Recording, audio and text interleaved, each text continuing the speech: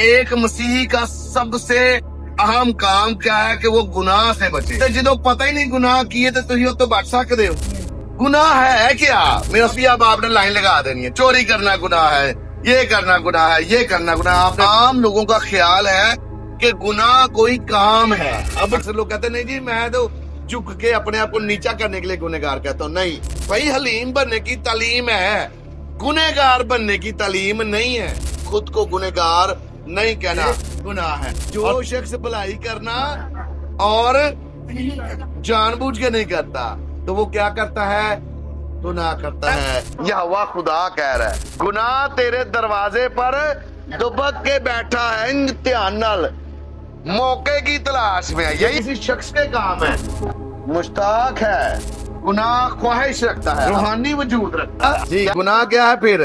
जिंदा चीज। तो रहता कहाँ पे है? मुर्दा भी है, यानी मुर्दा हालत भी होती है इसकी।